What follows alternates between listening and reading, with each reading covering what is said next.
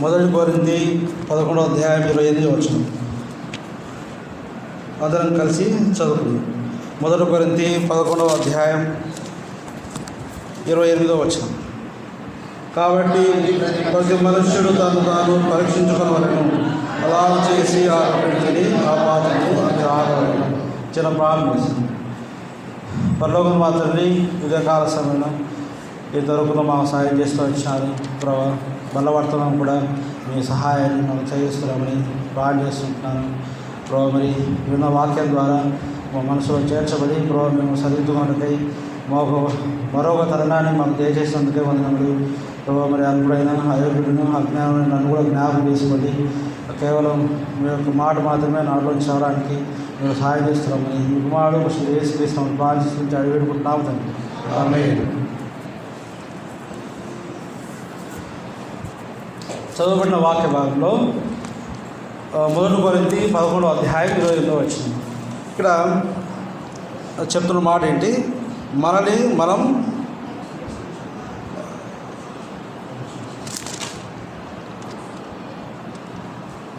కాబట్టి ప్రతి మనుషుడు తను తాను పరీక్షించుకొనవలెను. కాబట్టి మనకు మనమే పరీక్ష చేసుకోవాలి.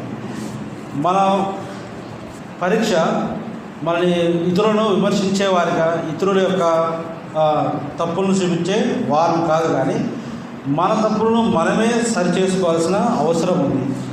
కాబట్టి ఈ ఉదయకాల సమయంలో మనల్ని మనం సరి చేసుకోవడానికి 3 లక్షణాలని ఈ వర్తమానంలో విందాం. మొదటిగా లక్షణం ఏంటంటే, మొదటి లక్షణం మనం ఉప్పు వలె ఉండాలి.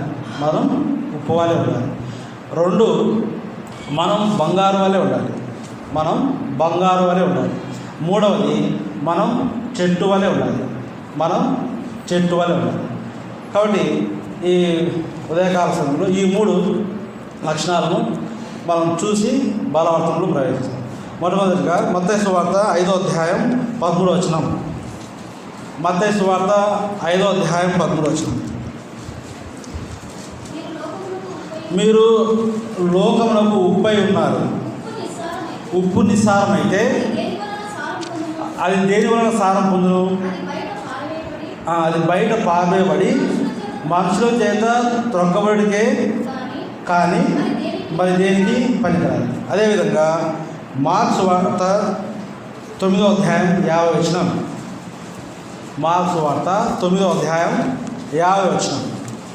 ఇక్కడ మత్తయి సువార్త 5వ అధ్యాయం 13వ వచనంలో ఏ విధంగా రాయబడి ఉందో అలానే మార్క్స్ వార్త 9వ అధ్యాయం 50వ వచనంలో కూడా అలానే రాయబడుతూ వచ్చింది. ఉప్పు మంచిదే కానీ ఉప్పు నిస్సారమైన ఎడల దేనివల్ల దాని సారం కలుగును? మీలో మీరు ఉప్పు సారం కలిగి ఉండి ఒకరితో ఒకరు సమాధానం కలిగి ఉండి. తర్వాత చివరిగా లూకాసు వార్త 14వ అధ్యాయం 34వ వచనం. లూకాసు వార్త 14వ అధ్యాయం 34వ వచనం. ఇది మొదటి 2 భాగాలు మనం ఏం చదివామో ఇప్పుడు చదవబోయే లూకాసు వార్త 14వ అధ్యాయం 34వ వచనం కూడా అదే రాయబడింది. ఉప్పు మంచిదే కానీ ఉప్పు నిస్సారమైతే దేనివల్ల సారం కలుగును? అది భూమికైనను ఎరువుగానైనను పనికిరాదు. కాబట్టి ఇప్పుడు 3 చదవబడిన భాగాల్లో మనం చూస్తున్న మాట పదే ఏంటంటే ఉప్పు నిస్సారమైతే అని మనం చదవబడిన 3 భాగాల్లో అది ఉంది. ఉప్పు నిస్సారమైతే ఇక్కడ 2 విధాలైన ఉప్పులు ఉన్నాయి. ఏంటి ఆ ఉప్పు అంటే? సారవంతమైన ఉప్పు, సారం లేని ఉప్పు. సారం కలిగిన ఉప్పు, సారం లేని ఉప్పు. సారం కలిగిన ఉప్పు ఎలా ఉంటుంది? సారం లేని ఉప్పు ఎలా ఉంటుంది? ఉప్పు తన స్వభావాన్ని కలిగి ఉండాలి. ఉప్పు తన స్వభావాన్ని కలిగి ఉండకపోతే ఏమవుతుంది? ఇక్కడ ఉప్పు దేనికి సాదృశ్యంగా ఉందంటే, దేనికి గుర్తుగా ఉందంటే దేవుని ఆజ్ఞలకు గుర్తుగా ఉంది. అలాగే ప్రభు అయిన యేసుక్రీస్తు సాదృశ్యంగా ఉంది. తర్వాత దేవుని ప్రేమగా అది సాదృశ్యంగా ఉంది. కాబట్టి ఈ ఈ ఉప్పు అనేది మనకు 3 విధాలైన గుర్తుగా ఉంది లేదా సాదృశ్యంగా ఉంది. అది దేవుని ఆజ్ఞగా సాదృశ్యంగా ఉంది, తర్వాత దేవుని ప్రేమగా అది ప్రేమకి సాదృశ్యంగా ఉంది, తర్వాత ప్రభువైన యేసుక్రీస్తుకి సాదృశ్యంగా ఉంది. నువ్వు ఈ 3 నీ జీవితంలో కలిగి ఉంటే నీ జీవితం సారవంతంగా ఉన్నట్లే.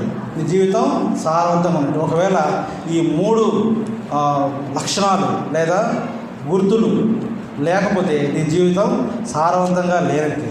కాబట్టి సారవంతమైన ఉప్పు ఎలా ఉంటుంది, సారవంతంగా లేని ఉప్పు ఎలా ఉంటుంది అనేది ఇక్కడ చెప్పబడుతుంది. సారవంతంగా ఉన్నామంటే మనం ప్రభువైన యేసుక్రీస్తు నీ హృదయంలో నువ్వు చేర్చుకున్నట్టే, దేవుని ఆజ్ఞలని నువ్వు పాటించినట్టే, దేవుని ప్రేమను నువ్వు కలిగి ఉన్నట్టే. కాబట్టి ఈ 3 లక్షణాలు కలిగి ఉన్నప్పుడు నువ్వు సారవంతమైన ఉప్పుగా ఉన్నట్లే. కాబట్టి ఇక్కడ చదువుబడిన వాక్య భాగంలో మార్కు సువార్త 9వ అధ్యాయం 50వ వచనంలో ఒక మాట రాయబడింది. మొదటిగా ఏం రాయబడింది? అదేవిధంగా లూకా 14వ అధ్యాయం 34వ వచనంలో అదే రాయబడింది. మొదటిగా ఏం రాయబడింది? ఉప్పు మంచిదైతే, ఉప్పు మంచిది అయితే. ఇక్కడ చదువు అయితే అని కానీ అని కానీ అక్కడ ఉందంటే ఏమర్థం? అక్కడ ఏదో ఒక తిరకాసు ఉంది, ఇంకా ఏదో ఆలోచించవలసిన ఆ విషయం ఏదో ఉంది. ఉప్పు మంచిది అయితే, మరి ఉప్పు మంచిది కాకపోతే ఏమవుతుంది? ఉప్పు మంచిది కాకపోతే అది బయట పారవేయబడి దొరకబడానికే తప్ప అది దేనికి పనికిరాదు. కాబట్టి నా జీవితంలో మన జీవితం ఉప్పు వలె సారవంతంగా ఉండాలని ప్రభువైన యేసుక్రీస్తు వారు ఈ ఉపమానాన్ని అక్కడ చెప్తూ ఉన్నాడు. కాబట్టి ఈ లక్షణాలను మనం కలిగి ఉండాలి. తర్వాత మనం చూస్తే మనం ఏదైనా ఉప్పు అది వంటకంలో వేసినా సరే, తర్వాత ఒక నీటిలో వేసినా సరే, అది మనకి 3 అది ఆ ప్రాసెస్లో ఫస్ట్ అది కరిగిపోతుంది, తర్వాత దానికి కలిసిపోతుంది, తర్వాత చివరిగా అది రుచి ఇస్తుంది. ఈ 3 విధానాలు ఆ ఉప్పుకు ఉన్నాయి. కాబట్టి నా జీవితంలో ఉప్పు వలె మనం కూడా కరిగిపోవాలి, ఉప్పు వలె కలిసిపోవాలి, అలాగే ఉప్పు వలె రుచిగా ఉండాలి.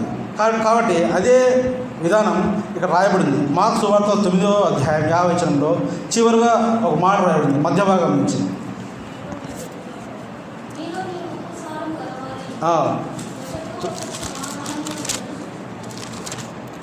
9వ అధ్యాయం 50వ వచనం. మీలో మీరు ఉప్పు సారము గలవారై ఉండి ఒకరితో ఒకరు సమాధానంగా ఉండడం చెప్పారు. కాబట్టి ఉప్పు మొదటిగా కరిగిపోతుంది, తర్వాత అది కలిసిపోతుంది. కాబట్టి మనం కూడా కలిసిపోయే వారంగా ఉండాలి. అదే ఇక్కడ వ్రాయబడుతుంది. మనం ఎలా కలిసిపోవాలంటే కీర్తన 133వ అధ్యాయం. కీర్తన ఇది అందరికీ తెలిసిన భాగం. సహోదరులు ఐక్యత కలుగుట ఎంతో మేలు, ఎంతో మనోహరం. కాబట్టి మనము దేవుని యొక్క ఆజ్ఞను గైకొని దేవుని యొక్క ప్రేమను మనం కనుగొని తర్వాత ప్రభువైన యేసుక్రీస్తును మన యొక్క మనసులో కలిగి ఉన్నట్లయితే మనం కూడా ఈ యొక్క అనుభవాన్ని కలిగి ఉంటాం. సహోదరులు ఐక్యత కలిగి ఉండడం, ఉప్పు ఏ విధంగా కలిసిపోతుందో సహోదరులైన మనం కూడా అలా కలిసిపోవాలని ప్రభువైన యేసుక్రీస్తు వారు కీర్తన 133 అధ్యాయం ద్వారా మనతో మారుతూ ఉన్నాడు. కాబట్టి ఇలా కలిసిపోవడానికి కారణం ఏంటి? ఉప్పు కరిగిపోతుంది, తర్వాత కలిసిపోతుంది చెప్తున్నాం. ఇలా కలిసిపోవడానికి కారణం ఏంటి? గల కారణం ఏంటంటే దేవుని ఆజ్ఞలు నీలో ఉన్నాయి, దేవుని ప్రేమ నీ మనసులో ఉంది, ప్రభువైన యేసుక్రీస్తు వారు నీ మనసులో ఉన్నారు. ఈ 3 లేనప్పుడు నువ్వు ఎవరితో కలవలేవు, నువ్వు ఎవరితో ఉప్పు వలె కలిసి ఉండలేవు. కాబట్టి నువ్వు ఉప్పు వలె ఉన్నట్లయితే నువ్వు కలిసి ఉండడానికి అవకాశం ఉంది. అదే కీర్తనలు 133 అధ్యాయం చివరిలో ఒక మాట రాయబడింది. కీర్తనలు 133 చివరి భాగం. ఆశీర్వాదము శాశ్వత జీవము, ఆశీర్వాదము శాశ్వత జీవము అచ్చట ఉండాలని యెహోవా సెలవిస్తున్నాడు. కాబట్టి నువ్వు కలిసి ఉండటం వలన, సహోదరుడు ఐక్యత కలిగి జీవించడం వలన మనం పొందబోయే ఫలితం ఏంటంటే ఆశీర్వాదము, శాశ్వత జీవము అక్కడ ఉంది. కాబట్టి నువ్వు ఉప్పు వలె కరిగిపోవాలి, ఉప్పు వలె కలిసిపోవాలి. అలా కలిసినప్పుడే నా జీవితము ఆశీర్వాదం ఉంటుంది, శాశ్వత జీవనికి అది దారి తీస్తుంది. కాబట్టి నా జీవితము ఉప్పు వలె ఉండడానికి మనం ప్రయత్నం చేయాలి. అందుకే ఉప్పు మంచిదైతే అని అక్కడ మార్కు సువార్త 9వ అధ్యాయం 50 చెప్తున్నాడు. అదేవిధంగా చివరిగా 3వ స్వభావం ఏంటి? ఉప్పు కరిగిపోతుంది, తర్వాత కలిసిపోతుంది, తర్వాత రుచినిస్తుంది. ఏ విధంగా అది రుచినిస్తుంది? యోబు 6వ అధ్యాయం 6వ వచనం. యోబు 6వ అధ్యాయం 6వ వచనం. ఉప్పు లేక రుచి లేని ఉప్పు లేక రుచి లేని దానిని తిందురా. కాబట్టి నా జీవితంలో ఉప్పు లేనప్పుడు మన జీవితం ఏదైనా ఉంటుంది, అది సారవంతంగా ఉండదు. ఇది మరి పదే గుర్తు చేస్తున్నాను. ఉప్పు అంటే దేని సాదృశ్యంగా ఉంది? దేవుని ప్రేమ గుర్తుగా ఉంది, ఆయన దేవుని ఆజ్ఞలు గుర్తుగా ఉంది, ప్రభువైన యేసుక్రీస్తు వారికి గుర్తుగా ఉంది. ఒకవేళ నా జీవితము ఈ 3 కలిగి ఉండకపోతే నా జీవితము రుచికరంగా ఉండదు. కాబట్టి రుచికరమైన జీవితం ఉండి కూడా లేకపోతే అది వ్యర్థం, అది సారవంతమైన జీవితం కాదు. కాబట్టి మన రుచికరమైన జీవితాన్ని గడపాలి. లేవికాండం 2వ అధ్యాయం 13వ వచనంలో ఈ విధంగా రాయబడింది, ప్రభువైన తండ్రి యొద్దకు నీ యొక్క నైవేద్యములను, అర్పణలను ఉప్పుతో కలిపి తీసుకురండి అని అది చెప్పబడుతూ వచ్చింది. కాబట్టి నీ యొక్క అర్పణలు ప్రభువైన యేసుక్రీస్తు దగ్గరికి, తండ్రి దగ్గరికి తీసుకొచ్చినప్పుడు నీ నైవేద్యము, నీ యొక్క అర్పణలు ఉప్పు కలిగినదై ఉండాలి, అంటే రుచిగా ఉండాలి. కాబట్టి రుచి లేని మన యొక్క సారం లేని జీవితం మన జీవితంలో ఉండకూడదు అని మనల్ని మనం పరిశీలించుకోవాల్సిన అవసరం ఉంది. కాబట్టి మన జీవితంలో ఉప్పును కలిగి ఉండాలి, ఉప్పుని కలిగి ఉండి సారవంతమైన జీవితాన్ని కలిగి ఉండాలి. అర్థమవుతుందా? కాబట్టి మన జీవితం ఉప్పు వలె ఉండాలి. ఇంకో వచనం చూద్దాం. కొలస్సీ 4:6, కొలస్సీలకు రాసిన పత్రిక 4వ అధ్యాయం 6వ వచనం.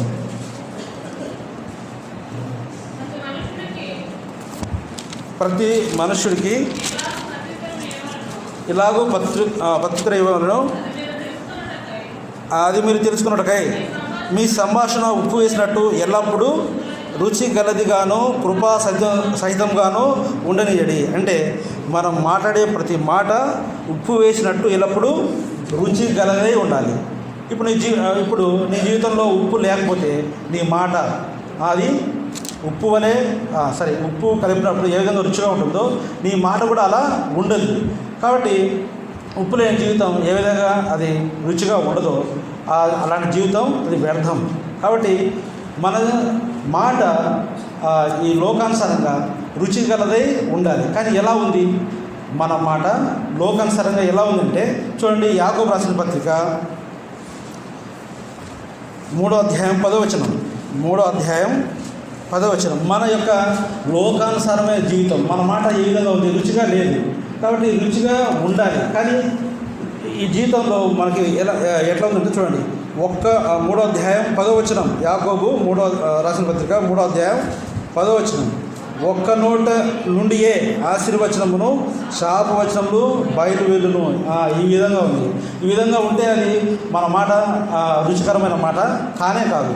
మన మాట ఎప్పుడు ఆశీర్వచనములు పలికేదట్లా ఉండాలి, శాపవచనములు పలికే విధంగా ఉండకూడదు. చూడండి, అలానే దాని కింద ఒక సారూప్యాన్ని కింద ఇచ్చారు. నీటి బుగ్గలో ఒక జల నుండియే తియ్యని నీరును చేదు నీరును ఊరునా. కాబట్టి ప్రభువైన యేసుక్రీస్తు నీ యొక్క హృదయంలో ఉన్నప్పుడు, నీ మనసులో ఉన్నప్పుడు, దేవుని ప్రేమ నీలో ఉన్నప్పుడు, దేవుని ఆజ్ఞ నీ ప్రేమ నీ యొక్క మనసులో ఉన్నప్పుడు ఏమవుతుంది? నీ నోటి నుంచి కేవలము ఆశీర్వచనములు వస్తాయి. అలాగే నీటి బుగ్గ నుండి తీయని నీరే వస్తుంది, చేదు నీరు రాదు. కాబట్టి నువ్వు ఆజ్ఞలు గాయకొని రుచికరమైన మాటలు పలకడానికై మనం ఉప్పు వలె ఉండడానికి ప్రభువైన యేసుక్రీస్తు వారు అక్కడ కొండ మీద ప్రసంగంలో చెప్తా ఉన్నాడు శిష్యులకి. కాబట్టి మనం ఉప్పు వలె జీవించాలని చెప్తా ఉన్నాడు. కాబట్టి మన దుర్భాషలకు మన సంభాషణ ఉండకూడదు. అది ఎక్కడుందంటే చూడండి, ఎఫ్ఎస్సి రాసిన పత్రిక 4వ అధ్యాయం. ఎఫ్ఎస్సి రాసిన పత్రిక 29వ వచనం. ఎఫ్ఎస్సి రాసిన పత్రిక విలువానికి మేలు కలుగునట్లు అవసరం బట్టి క్షేమాభివృద్ధి కలిగిన అనుకూల వచనములే పలకవలెను. దుర్భాషను మన నోట నుంచి రాకూడదు. కాబట్టి మనం మాట్లాడే మాట ఉప్పు వేసినట్లు రుచిగా ఉండాలి. అందుకే నీ నా జీవితం ఉప్పు కలిగినట్లయితే నువ్వు రుచికరంగా ఉంటావు. నీ మాట రుచికరంగా ఉంటుంది. నీ మాట పక్కవానికి రుచికరంగా ఉంటుంది. మన ప్రభువైన యేసుక్రీస్తును మన మనసులో కలిగినప్పుడు, ఆజ్ఞను గైకొన్నప్పుడు నీ ఇంటి వారికే కాదు, నీ ఉండే స్థలానికి, నువ్వు ఉండే ఊరికి, తర్వాత రాష్ట్రానికి, దేశానికి, ప్రపంచానికి అది చాలా ఆశీర్వాదకరంగా ఉంటుంది. అందుకే మత్తయి సువార్త 5వ అధ్యాయం 13వ వచనంలో ఏమన్నాడు? మీరు లోకమునకు ఉప్పై ఉన్నారని. అంటే నువ్వు మాట్లాడే మాట లోకమునకు చాలా రుచిగా ఉండాలి. అందుకే ప్రభువైన యేసుక్రీస్తు వారు ఈ విధంగా చెప్తున్నారు, మీరు లోకమునకు ఉప్పై ఉన్నారు. కాబట్టి మనం మాట్లాడే ప్రతి మాట రుచికరంగా ఉండాలి. అది పక్క వాళ్ళకి క్షేమాభివృద్ధిని, నెమ్మదిని, అనుకూలతను కలగజేసేలాగా ఉండాలి. అలాప్పుడు మనం ఉప్పును కలిగినట్లు అది అర్థమవుతుంది. కాబట్టి ఈ ఉప్పు ద్వారా మనం తెలుసుకోవాల్సినటువంటి విషయం ఏంటంటే, ఉప్పు అది ప్రభువైన యేసుక్రీస్తుకి సాదృశ్యంగా ఉంది, దేవుని ప్రేమకు అది సాదృశ్యంగా ఉంది, దేవుని ఆజ్ఞలకు సాదృశ్యంగా ఉంది. ఒకవేళ ఇవి నీ హృదయంలో ఉన్నట్లయితే నువ్వు సహోదరులతో ఐక్యత కలిగి ఉంటావు. సహోదరుల ద్వారా ఐక్యత కలిగి ఉండడం ద్వారా ఏమవుతుంది? నీకు ఆశీర్వాదం, శాశ్వత జీవం నీకు వస్తుంది. అదేవిధంగా నీ జీవితం రుచికరంగా మారుతుంది. రుచి వల్ల ఏమవుతుంది? రుచి వల్ల నీ పొరుగువారు నీ ద్వారా నెమ్మది పొందుతారు, క్షేమాభివృద్ధి వస్తుంది. ఇక్కడ మనం ఒక 2 వారాల కిందట ప్రేమలు జరిగినప్పుడు ఒక చిన్న విషయం చేస్తాం. ఉదయం వంటలు చేస్తున్నాం. అందరూ అక్కడ ఉన్నారు. బాలేసన్న, రాజారావు అన్న, సేవకుడన్న, ప్రసాద్, అందరం వంటలు చేస్తున్నాం. ప్రతిసారి కొంచెం ఉప్పు వేస్తున్నాం. కొంచెం ఆ ఉప్పు వేసేది మళ్ళీ టేస్ట్ చూసేది. ఎందుకు? రుచి తిన్న వాళ్ళందరికీ బాగుండాలి, రుచిగా ఉండాలి. కొంచెం చూడడం సరిపోతుందేమో, రాజాలు సరిపోతే ఇంకో కొంచెం వేద్దాం, మళ్ళీ కొంచెం తర్వాత అది మళ్ళీ కొంచెం ఉడకాలి, మళ్ళీ సేవకుడిని వస్తే ఎందే లేదో మళ్ళీ కొంచెం అలా చేసుకోవడం. ఎందుకు వచ్చింది అట్లా? అది ఎందుకు చేసాము? అందరూ మంచిగా భోజనం చేయాలి, మంచి రుచిగా ఉండాలి. కాబట్టి నీ నా జీవితం ఉప్పు వేస్తే కూరలో కానీ ఏదైనా కానీ ఏ విధంగా రుచికరంగా ఉంటుందో నీ నా జీవితం కూడా ఉప్పును కలిగి ఉన్నట్లయితే రుచికరంగా ఉంటుంది. అది నీ ఇంటి వరకైనా సరే, దేశానికైనా సరే, రాష్ట్రానికి సరే, ప్రపంచానికైనా సరే. అందుకే ఉప్పు వలె మీరు లోకానికి ఉప్పై ఉన్నారు. కాబట్టి మనం ఉప్పు స్వభావాన్ని కలిగి ఉండాలి. ఉప్పు 2 విధాలుగా ఉంటుంది. సారవంతమైన ఉప్పు, సారం లేని ఉప్పు. ఇప్పుడు నువ్వు ఏ విధంగా ఉన్నావు? సారం లేని ఉప్పుగా ఉన్నావా? సారం కలిగిన ఉప్పులా ఉన్నావు? సారం కలిగిన ఉప్పులా ఉంటే నువ్వు ఆశీర్వాదం కలిగిన వాడు. ఒకవేళ లేకపోతే నువ్వు సరిగేసుకో. దేవుని ఆజ్ఞ నీ మనసులో ఉంచుకో. దేవుని ప్రేమ నీ మనసులో ఉంచుకో. ప్రభువైన యేసుక్రీస్తు గారిని నీ మనసులో ఉంచుకో. దేవుని ప్రేమ నీలో ఉందంటే నీవు ఇవ్వలే నీ పొరుగు వారిని కూడా నువ్వు ప్రేమిస్తావు, నువ్వు శ్రేష్టంగా జీవిస్తావు, చాలా గొప్పగా నీ జీవితం రూపొందించబడుతుంది.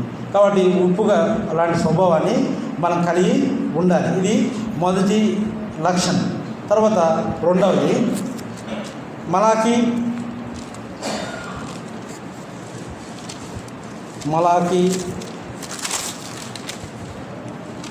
3వ అధ్యాయం 2వ వచనం. మత్తయి ముందు ఒక నిమిషం.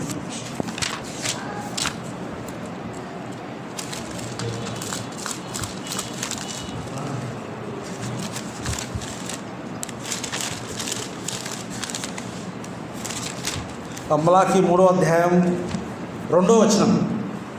అయితే ఆయన వచ్చు దినమును ఎవరు సహింపగలరు, ఆయన అడుగగా ఎవరు ఓర్వగలరు. ఆయన కంసలి అగ్ని వంటి వాడును, సాకలి వాణి సబ్బు వంటి వాడును. ఇక్కడ మధ్య భాగంలో మనం చూస్తున్నటువంటి భాగం ఏంటంటే ఆయన కంసలి అగ్ని వంటి వాడు. కంసలి అగ్ని వంటి వాడు. కంసలి అర్థమేంటి? కంసలి అంటే బంగారు పని చేసేవారు కంసలి వాడు, అవునా కదా? బంగారుని తయారు చేసేవాడు. ఇప్పుడు ఈ బంగారు ఎక్కడ ఉంటుంది? బంగారు ఎక్కడ ఉంటుంది చూడండి. సామెతలు 17వ అధ్యాయం 3వ వచనం.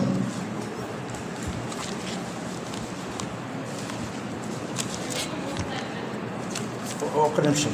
సామెతలు 17వ అధ్యాయం 3వ వచనం. వెండికి మూస తగినది, బంగారునకు కొలిమి తగినది. బంగారు దేనికి తగినది? కొలిమి తగినది. అంటే బంగారు ఎక్కడుంది? కొలిమిలో ఉంది. కొలిమిలో ఎందుకుంది? రండి. 1 పేతురు 4వ అధ్యాయం 1 పేతురు 4వ అధ్యాయం 12వ వచనం. 1 పేతురు మిమ్మల్ని శోధించుటకు కలుగుతున్న అగ్ని వంటి మహాశ్రమం గురించి మీకేదో సంభవించిన ఆశ్చర్యపడదు.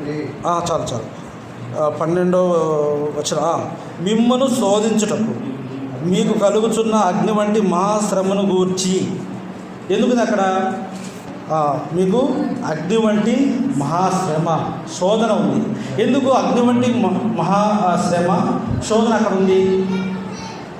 రండి. 1 పేతురు అక్కడే 1వ అధ్యాయం 7వ వచనం.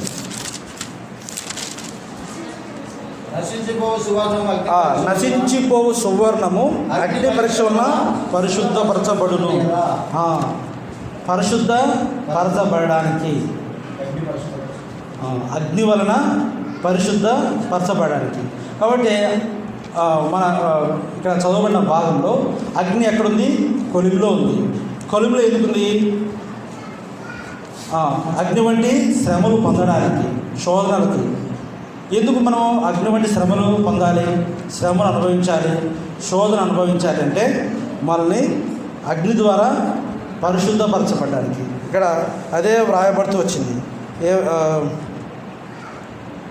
7వ వచనం. అగ్ని పరీక్ష వలన శుద్ధపరచబడుతున్నది కదా. కాబట్టి మనము దేవుని దృష్టిలో బంగారే. కానీ ఎటువంటి బంగారం? మలినము కలిగినటువంటి బంగారం. కాబట్టి నా జీవితము దేవుడు స్వచ్ఛమైన బంగారుగా చేయాలనుకున్నాడు. కానీ మనం ఎలా ఉన్నాం? మలినము కలిగి ఉన్నాం. అందుకే కంసలి అగ్ని వంటి ప్రభువైన యేసుక్రీస్తు నిన్ను నన్ను కొలిమిలో ఉంచాడు. ఎందుకు కొలిమిలో ఉంచాడు? మహాశ్రమలు శోధనల ద్వారా నువ్వు శుద్ధపరచబడడానికి, పరిశుద్ధునిగా చేయబడడానికి. అందుకే ఆయన ఈ విధంగా రాయబడింది. ప్రకటన 2వ అధ్యాయం 23వ వచనం, ఇర్మియా 17:10. ఆయన నీ అంతరింద్రియములను హృదయములను పరీక్షించేవాడు. ఎందుకు ఆయన అంతరింద్రియములను హృదయములను పరీక్షిస్తున్నాడు?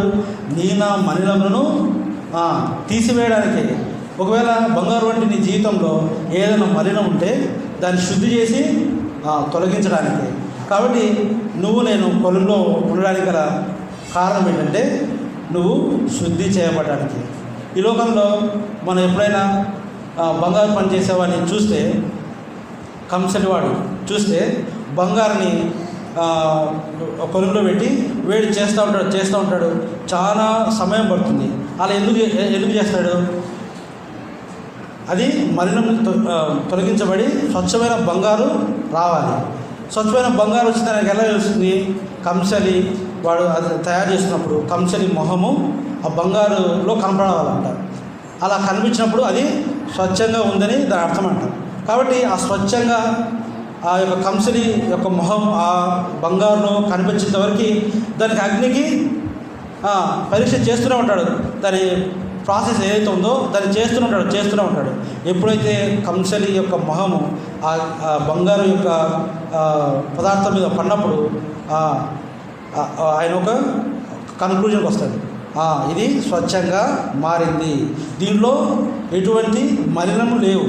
ఆయన పరిశోధిస్తున్నాడు, శోధిస్తూ ఉన్నాడు, ఏమన్నా దాంట్లో ఉందా మలినము ఎప్పుడు లేకుండా పోతుంది? ఆయన మొహం కనిపించినప్పుడు. కాబట్టి అది ఎంతవరకు అది మొహం బంగారు పదార్థం మీద కనిపిస్తుందో మొహం, అంతవరకు దాన్ని అగ్నిలో పరిశోధన చేస్తూనే ఉంటాడు. కాబట్టి ప్రభువైన యేసుక్రీస్తు కూడా నా జీవితం మలినంతో కూడి ఉంది కాబట్టి ఆయన ఏం చేస్తున్నాడు? నీకు నాకు ఆయన హృదయాలను పరిశోధిస్తూ ఉన్నాడు. నీలో ఏమైనా మలినం ఉందా? ఆ మలినాన్ని తీసివేయాలి. మలినాన్ని తీసివేసినప్పుడు నీవు స్వచ్ఛమైన బంగారు వలె అవుతావు. అందువలే కాబట్టి మన శ్రమ వచ్చింది, ఈ శ్రమ నాకే ఎందుకు రావాలి, ఇలాంటివి మన జీవితంలో మన మనసులో ఉంటాయి. ఎందుకంటే అవి ఎవరికి అనుభవించాలని ఉండదు. కాబట్టి ప్రభువైన యేసుక్రీస్తు వారు ఆ శ్రమలను అనుభవించి మిమ్మల్ని మలినం లేకుండా శుద్ధిగా చేయాలని ప్రభువైన యేసుక్రీస్తు వారు కోరుతున్నారు. నిన్న చెప్పబడినటువంటి బైబిల్ స్టడీలో అపోస్తుల కార్యము 4వ అధ్యాయం 12వ వచనం, అపోస్తుల కార్యములు 14వ అధ్యాయం 22వ వచనం ఏ విధంగా రాయబడిందంటే, విశ్వాసముతో ఉండి శ్రమలను అనుభవించి పరలోక రాజ్యానికి రమ్మని చెప్తున్నాడు. నువ్వు ఏ శ్రమలు లేకుండా ఈ భూమి మీద అన్ని సంతోషాలు అనుభవించి నువ్వు పరలోక రాజ్యానికి రమ్మని చెప్పాడా? లేదు, శ్రమను అనుభవించమన్నాడు. ఎందుకు శ్రమను అనుభవించమన్నాడు? ఎందుకు నీ జీవితంలో శోధన ఉండాలని అంటున్నాడు? జీవితంలో శోధనలు నిన్ను శుద్ధి చేయడానికి, నిన్ను పరిశుద్ధునిగా చేయడానికి. నీ శుద్ధినిగా చేయబడితే తర్వాత పరిశుద్ధునిగా చేయబడితే నువ్వు బంగారు వలె స్వచ్ఛమైన వానిగా ఉంటావు, స్వచ్ఛమైన దానిగా ఉంటావు. కాబట్టి నేను శోధన అగ్ని వంటి మహాశ్రమలు నీ జీవితంలో ఉండాలని మనం కోరుకోవాలి. అలాంటప్పుడే పరలోక రాజ్యానికి నువ్వు అర్హులు అవుతావు. కాబట్టి ఈ మహాశ్రమ మనకు అవసరం.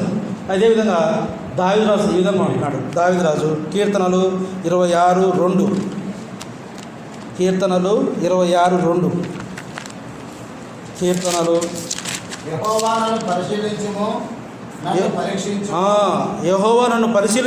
పరీక్షించుము, నా హృదయమును పరిశోధించుము. చూడండి, మన చదవబడిన వాక్యం అంతటిలో అంతరంద్రియములను హృదయమును పరీక్షించుము అని ఉంది. ఇదే విధంగా కీర్తనలు 26వ అధ్యాయం 2వ వచనంలో దావీదు ఈ విధంగా చెప్తున్నాడు, యెహోవా నన్ను పరిశీలించుము, నన్ను పరీక్షించుము, నా హృదయములను నా అంతరంద్రియములను పరిశోధించుము. ఎందుకు ఆ విధంగా అంటున్నాడు? దావీదు కూడా స్వచ్ఛమైన బంగారు వలె ఉండడానికి ఆయన ప్రభువైన యెహోవా తండ్రి ఎదుట ఆయన సాగిలు పడి ప్రార్థన చేస్తుంటున్నాడు. నన్ను బంగారు వలె మార్చు, నాలో ఏమైనా మలినం కలిగి ఉంటే నా మలినాన్ని తీసేసి స్వచ్ఛమైన బంగారు వలె నన్ను ఉంచు. మహాశ్రమలు, శోధన, అగ్ని వంటి మహాశ్రమ నా జీవితంలో ఉంచు. అలాంటప్పుడు నా జీవితము బంగారు వలె ఉంటుందని దావీదు కూడా ఈ విధంగా కీర్తనలు 26వ అధ్యాయం 2వ వచనం ద్వారా చెప్తున్నాడు. నన్ను పరిశీలించుము, నన్ను పరీక్షించు, నా అంతరంద్రియములను నా హృదయమును పరీక్షించమని చెప్తున్నాడు. కాబట్టి నా జీవితము బంగారు వలె ఉండాలంటే మహాశ్రమ, శోధన నీ జీవితంలో ఉంటాయి.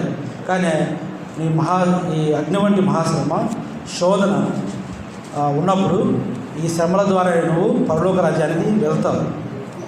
బంగారు స్వచ్ఛమైన బంగారుగా మారుతావు. బంగారు స్వచ్ఛమైన మారినప్పుడు ఎలాంటి మలినం లేనప్పుడు నువ్వు శుద్ధి చేయబడతావు, పరిశుద్ధిగా ఉంటావు. ప్రభువైన యేసుక్రీస్తు వారు వచ్చినప్పుడు నువ్వు మలినం లేని వాడుగా ఉంటే నీకు మహిమ, ఘనత రెండు వస్తాయి.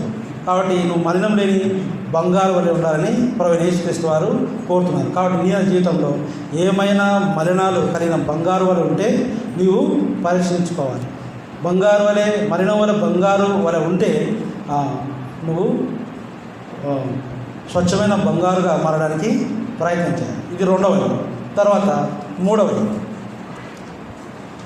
కీర్తనలు 1వ అధ్యాయం 3వ వచనం. కీర్తనలు 1వ అధ్యాయం 3వ వచనం. అతడు నీటి కాలువలో ఏరును నాటబడినదై ఆకువాడక తన కాలముందు ఫలమిచ్చు చెట్టు వలె నుండును, అతడు చేయడంతయు సఫలమగును. మూడవదిగా మనము పరీక్షించుకోవాల్సినటువంటి మనం కలిగి ఉండవలసినటువంటి లక్షణం ఏంటంటే చెట్టు వలె ఉండాలని చెప్పాను. మొదటిది ఉప్పు, రెండవది బంగారు, మూడవది చెట్టు. ఎటువంటి చెట్టు? ఎటువంటి ఆకు వాడక ఫలమిచ్చు చెట్టు. ఆకు వాడక ఫలమిచ్చు చెట్టు అంటే అది ఏం చెట్టు?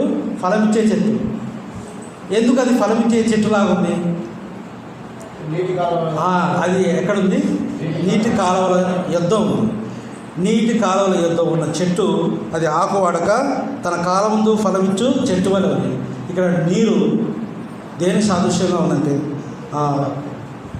ప్రభువైన యేసుక్రీస్తు వారికి సాదృశ్యంగా ఉంది, సంఘానికి సాదృశ్యంగా ఉంది.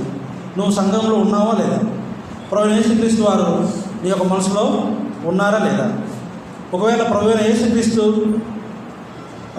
వారు నువ్వు లేనప్పుడు ఆయన మనసులో కలిగి లేనప్పుడు లేదా నువ్వు సంఘంలో లేనప్పుడు ఏమవుతుంది? నువ్వు ఫలమిచ్చే చెట్టులాగా ఉండవు. కాబట్టి నీరు అనే ప్రభువైన యేసుక్రీస్తుని సంఘాన్ని నువ్వు హత్తుకొని ఉండాలి, మనసులో కలిగి ఉండాలి.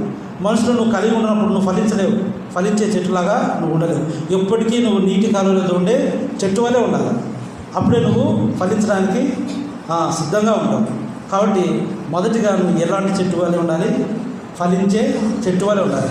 ఫలించాలంటే చెట్టు నువ్వు నీటి కాలువ వద్ద ఉండాలి, నాటబడాలి. నీరు జలం అది ప్రభువైన యేసుక్రీస్తుకి సంఘానికి సాదృశ్యంగా ఉంది. తర్వాత రెండో చెట్టు యెషయా 44వ అధ్యాయం. యెషయా 44 యెషయా 44వ అధ్యాయం 4వ వచనం. నీటి కాలువ యొద్ద నాటబడిన నిరవంజి చెట్లు గడ్డిలో ఎదుగునట్లు వారు ఎదుగురు. రెండో చెట్టు ఏంటంటే ఎదిగే చెట్టు. ఇక్కడ కూడా ఎదగడానికి కారణం ఏంటి? అది చెట్టు నీటి కాలువ యొద్దే ఉంది. కాబట్టి నీ నా జీవితం మళ్ళీ ఎదగాలంటే నువ్వు క్రీస్తులో ఉండాలి, సంఘంలో ఉండాలి. సంఘంలో ఉన్నప్పుడే నీలో ఎదుగుదల ఉంది. కాబట్టి మొదటి చెట్టు ఫలమిచ్చే చెట్టు, రెండో చెట్టు ఎదిగే చెట్టు. రెండు ఎదగడానికి ఫలమియడానికి కారణం ఏంటి? అది నీటి కాలువ వద్ద ఉన్నాయి. అదేవిధంగా హెస్కేలు 19వ అధ్యాయం 10వ వచనం అక్కడ ఏం చెప్పబడుతుందంటే విస్తారమైన జలములు ఉండడం చేత క్షేమం ఉందని వ్రాయబడి ఉంది. కాబట్టి నువ్వు నేను కూడా నీరు అనే జలము అనే ప్రభువైన యేసుక్రీస్తుని సంఘాన్ని మనం కలిగి ఉన్నప్పుడు నా జీవితంలో క్షేమం ఉంది. క్షేమం ఒకవేళ నువ్వు సంఘంలో లేనట్లయితే ప్రభువైన యేసుక్రీస్తు వారు అనే నీరు నీలో లేనప్పుడు నీలో క్షేమం లేదు. కాబట్టి క్షేమం కలిగి ఉండాలంటే నువ్వు ప్రభువైన యేసుక్రీస్తుని కలిగి ఉండాలి, నువ్వు సంఘంలో ఉండాలి, సంఘ సహవాసంలో నువ్వు ఉండాలి. అలాప్పుడే నువ్వు క్షేమం ఉంటుంది. చివరిగా ఇర్మియా 17వ అధ్యాయం 8వ వచనం. ఇర్మియా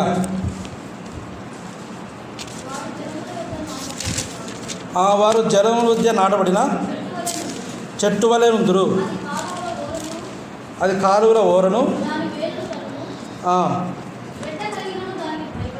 దాని భయపడదు, దాని ఆకు పచ్చగా నుండు, వర్షం లేని సంవత్సరమున చింతనందురు, కాపు మానదు. చూడండి ఇక్కడ మంచిగా వ్రాయబడుతూ వచ్చింది. ఇక్కడ కూడా చెట్టు ఎక్కడుంది? జనముల వద్ద నాటబడి ఆకు పచ్చగా ఉంది. నీరు ఉన్నప్పుడు పచ్చగా ఉంది. నీరు లేనప్పుడు ఎలా ఉంది? నీరు లేనప్పుడు కూడా అది నీరు లేనప్పుడు అది వర్షం లేని సంవత్సరమున చింతనొందదు, కాపు మానదు.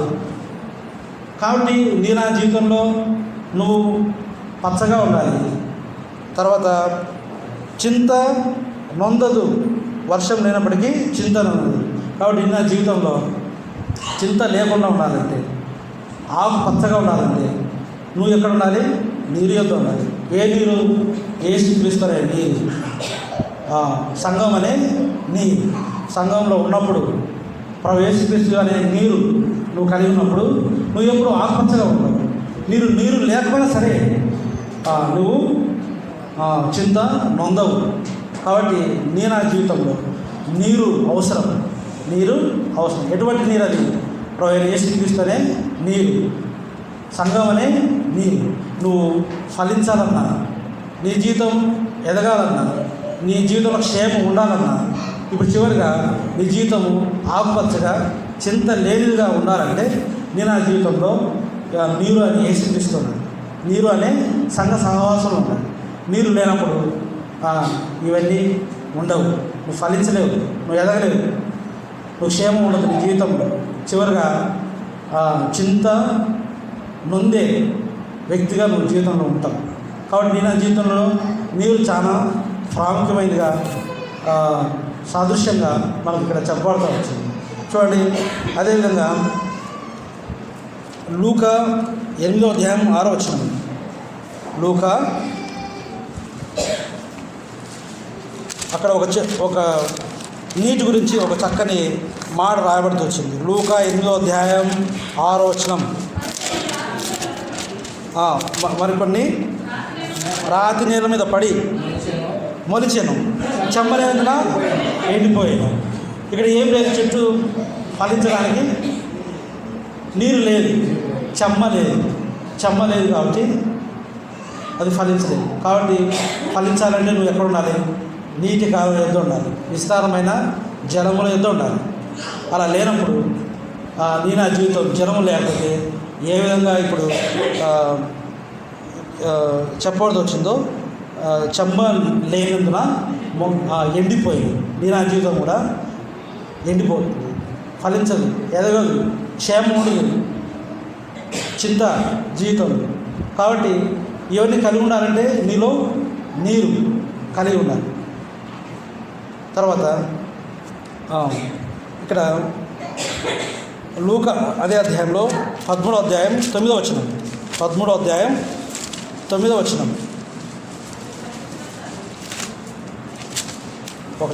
అది ఫలించిన సరి లేనెడలా నరికివేయమని అతనితో చెప్పారు. ఇక్కడ ఒక ఉపమానము చెప్పబడుతూ వచ్చింది అంజూరపు చెట్టు గురించి. ఇక్కడ ఒక మనుషునికి ఒక ద్రాక్ష తోట ఉంది, ఆ తోటలో ఒక అంజూరపు చెట్టు ఉంది.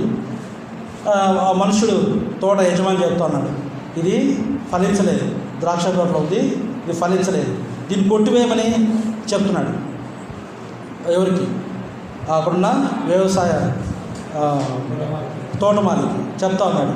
కానీ తోటమాలి ఏం చెప్తున్నాడు? అయ్యా, ఈ సంవత్సరమైనా ఈ అంజూరపు చెట్టును ఉండలేను, దీనికి నేను ఎరువు అన్నీ వేస్తాను, ఇది తిరిగి మళ్ళీ ఫలిస్తుందేమని అవకాశాన్ని దాన్ని కలిగేస్తున్నాడు.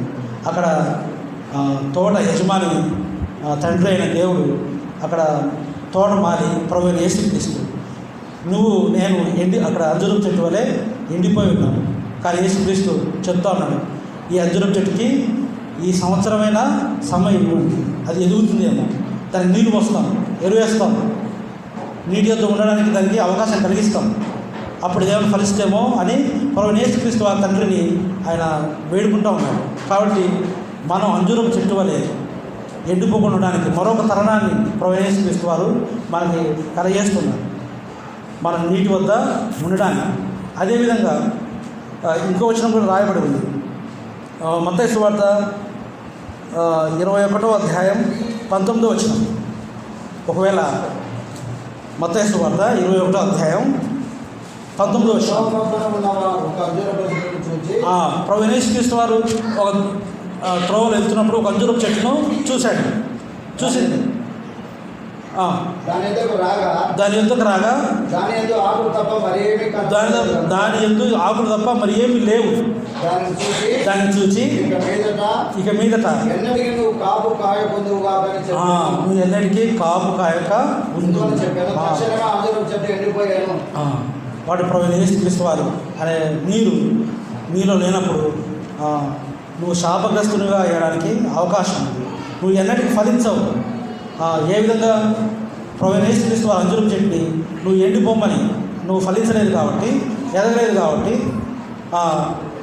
నువ్వేమో అన్నాడు, ఎండిపోమన్నాడు. కాబట్టి వెంటనే ఏంది? ఎండిపోయింది. కాబట్టి ప్రభువైన యేసుక్రీస్తు వారు నీకు మరొక తరుణాన్ని ఇస్తున్నాడు, నువ్వు ఫలించాలని.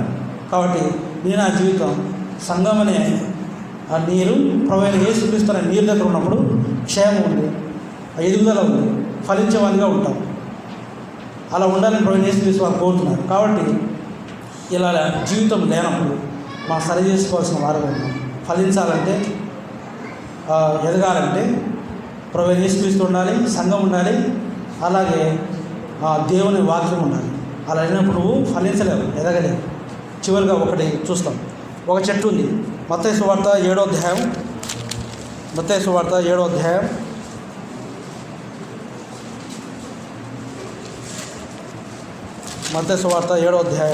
17వ వచనం. అలాగనే ప్రతి మంచి చెట్టు మంచి ఫలం ఇచ్చును, పలికి మారిన చెట్టు కాని ఫలములు ఫలించును. నువ్వు పనికొచ్చే ఫలించే చెట్టువా, పనికి మారిన చెట్టువా? పనికి మారిన చెట్టు అంటే ఏంటి? ఇక్కడ రాయబడుతుంది కాని ఫలములు ఫలించును. ఇంగ్లీష్లో బాగా రాయించింది. Brings evil fruit. అది చెడ్డ ఫలములు ఇచ్చింది. ఎందుకు చెడ్డ ఫలములు ఇచ్చింది? అది పనికి మారిన చెట్టు. ఎందుకు పనికి మారిన చెట్టు అయింది? దానికి విస్తారమైన జనం లేవు, అది నీటి కాలం మీద నాటబడి లేదు.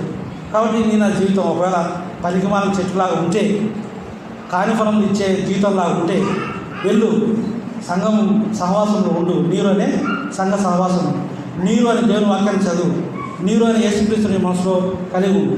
అప్పుడు నీ జీవితం ఫలించేలాగా ఉంటుంది, ఎదిగేలాగా ఉంటుంది, క్షేమం ఉంటుంది, నువ్వు నీ జీవితం చింత ఉంటుంది. కాబట్టి పనికి మాలిన చెట్టువా, ఫలం ఇచ్చే చెట్టువా? కాబట్టి నీ నా జీవితం మొదటిగా ఉప్పు వాళ్ళే ఉండాలి, 2 బంగారు వాళ్ళే ఉండాలి, 3 చెట్టు వాళ్ళే ఉండాలి. ఎటువంటి చెట్టులా ఉండాలి? ఫలించే చెట్టు, ఎదిగే చెట్టు, క్షేమం, చింతనుందని ఆకుపచ్చని చెట్టులాగా ఉండాలి. ఇలాంటి జీవితం నువ్వు కలిగి ఉన్నప్పుడు, అలాగే ఉప్పు వంటి జీవితం నువ్వు కలిగి ఉన్నప్పుడు ఎలాంటి శ్రమ వస్తాయి? అగ్ని వంటి మహాశ్రమ వస్తాయి. ఉప్పు దేనికి సాదృశ్యంగా ఉంది? దేవుని ఆజ్ఞలు, యేసుక్రీస్తుకి దేవుని ప్రేమ గుర్తుగా ఉంది. అలాగే మీరు కూడా దేవుని వాక్యానికి, యేసుక్రీస్తు వారికి, సంఘ సహవాసానికి గుర్తుగా ఉంది. ఈ 2 నువ్వు కలిగినప్పుడు నీకు అగ్ని వంటి మహాశ్రమలు వస్తాయి. ఈ మహాశ్రమల ద్వారా నువ్వు శుద్ధి చేయబడతావు, పరిశుద్ధులుగా చేయబడతావు. పరిశుద్ధులుగా చేయడం వల్ల నువ్వు మహాశ్రమలు అనుభవించడం ద్వారా విశ్వాసము కడవరు కాపాడుకోవడం వల్ల నువ్వు పరలోక రాజ్యంలో ఉంటావు. అపోస్తల కార్యములు 14వ అధ్యాయం 22వ వచనం. నువ్వు విశ్వాసమును కలిగి ఉండి మహాశ్రమను అనుభవించి పరలోక రాజ్యానికి రమ్మన్నారు. కాబట్టి నీ నా జీవితం ఉప్పు వల్ల కలిగి ఉంది, రుచిగా ఉంది, ఫలించే చెట్టు, ఎదిగే చెట్టు, క్షేమం కలిగిన చెట్టు. తర్వాత చింత నొందని ఆకుపచ్చని చెట్టు వలె ఉండి మహాశ్రమను అనుభవించి మనం పరలోక రాజ్యానికి ఉండమని ఈ వాక్యం ద్వారా ప్రభువైన యేసుక్రీస్తు మాట్లాడుతున్నాడు. చివరిగా ఆదికాండము 7వ అధ్యాయం 23వ వచనం 2 ఉదాహరణలు చూసి ముగిస్తాం. ఆదికాండం 7వ అధ్యాయం 23వ వచనం. నరులతో కూడా పశువులను, పురుగులను, ఆకాశ పక్షులను, నేల మీద ఉన్న జీవరాశులను తుడిచివేయబడును. అవి భూమి మీద నడవకుండా తుడిచివేయబడిను. నోవాహును అతనితో కూడా ఓడలో ఉన్న మాత్రం మిగిలి.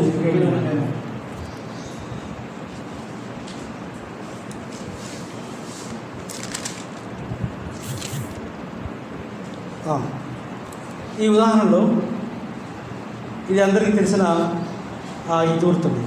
నోవాహు ఎటువంటి వాడు? 6వ అధ్యాయం 12వ వచనం. 6వ అధ్యాయం 12వ వచనం. దేవుడు భూలోకం చూసినప్పుడు అది చెడిపోయి ఉండేను, భూమి మీద సమస్త శరీరులు తన మార్గంలో చెరిసిపోయి ఉండేను. ఆయన ఇక్కడ లక్ష్యం రాయబడింది, ఎక్కడ అది 9వ వచనం. నోవాహు నీతిపరుడును తన తరంలో నిందారహితుడై ఆయన నిందారహితుడుగా ఉన్నాడు. కాబట్టి ప్రభువైన యేసుక్రీస్తు వారి లోకాన్ని చూసినప్పుడు అది ఎట్లా ఉంది? చెడిపోయిందిగా ఉంది. అందుకే ప్రభువైన మన తండ్రి యొక్క దేవుడు ఏం చేశాడు? నోవాహుకి ఒక ఓడను కట్టుకోమని చెప్పాడు. ఆ ఓడను కట్టుకున్నప్పుడు లోకమంత ప్రజలు ఆయన చూసి నవ్వినారా, ఈయనకేదో చెప్పారంట, ఈయన ఓడను కట్టుకుంటున్నాడు, ఈయన మాత్రమే బతుకుతున్నాడని అవహేళన చేశారు. చివరికి ఏమైంది? వాళ్ళు ఓడను ప్రవేశించినారు. ప్రళయం వచ్చింది. ప్రపంచమంతా ఉన్న జీవరాశులన్నీ అందరూ నశించిపోతూ వచ్చినారు. నీరు నిన్ను ఫలించేలాగా చేస్తుంది, ఎదిగేలాగా చేస్తుంది, నీకు క్షేమిస్తుంది. అదేవిధంగా నీకు చింత లేకుండా చేస్తుంది, ఆకుపచ్చకుండేలాగా చేస్తుంది. అదే నీరు నిన్ను ఈ లోకం మీద లేకుండా చేస్తుంది. నోవాహు నిందారహితుగా ఉన్నాడు. అందుకే ప్రవేశిస్తారు చూశాను ఆ కుటుంబాన్ని ప్రత్యేకంగా సపరేట్ చేసి పెట్టాడు. నువ్వు ఓడలో ఉండు, మిగతా అంతా జీవరాశులన్నీ నశించిపోయినాయి. నీకు ఏ విధంగా నీరు నిన్ను ఫలించేలాగా చేస్తుందో అదే నీరు నిన్ను నశింపజేస్తుంది. నువ్వు ప్రవేశిస్తూ కలిగి ఉండలేకపోతుంది. అదేవిధంగా నిర్గమకాండము 14వ అధ్యాయం 28వ వచనం, అక్కడ కూడా మోషే తన ఇశ్రాయేలు ప్రజలు ఐగుప్తులో బానిసలుగా ఉన్నారు. యెహోవా మన తండ్రి దేవుడు ఏం చేశాడు? వీళ్ళని ఇశ్రాయేల్ నుంచి బానిసత్వం నుంచి విడిపించి వారి ఇశ్రాయేల్ దేశానికి తీసుకొని చెప్పాడు. దేని కూడా తీసుకెళ్ళాడు? ఎర్ర సముద్రం కూడా తీసుకెళ్ళాడు.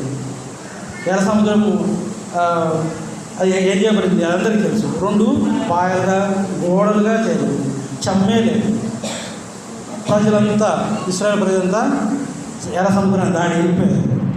కానీ ఫరో సైన్యం నడి సముద్రం ఉన్నప్పుడు 2 గోడలు ఉండే సముద్రము కలిసిపోయింది. ఫరో సైన్యం అంత సముద్రంలో చనిపోయారు. యేసుక్రీస్తు యొక్క ఉగ్రత నువ్వు నీరు నీ జీవితంలో కలిగి లేకపోతే అదే నీరు నోవాహును కాపాడి మిగతా ప్రజలు ఏ విధంగా జీవరాశులను నాశనం చేసిందో, ఏ విధంగా ఫరో సైన్యాన్ని ఎర్ర సముద్రంలో ముంచివేసిందో అదే నీరు నిన్ను నన్ను కూడా ముంచేస్తుంది. కాబట్టి నా జీవితంలో నీరు అవసరం. నీరు లేకపోతే నువ్వు మునిగివేయబడతావు, నశించిన వాడవైతావు,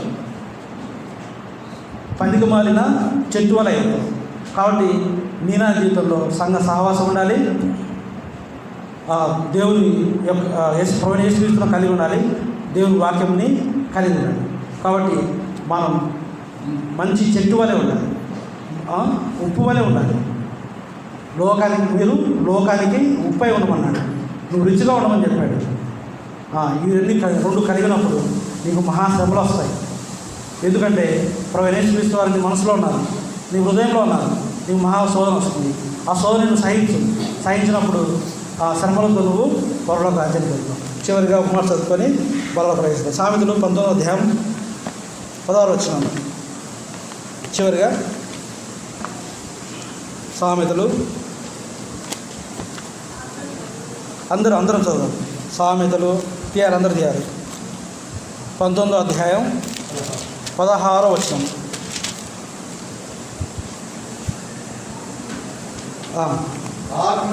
ఆజ్ఞను గైకొన్నవాడు తను కాపాడుకున్నవాడు, తన ప్రవర్తన శివై అజాగ్రత్త ఉన్నవాడు సత్తును. దేవుడి కొద్దిగా తీర్చుకున్నాను.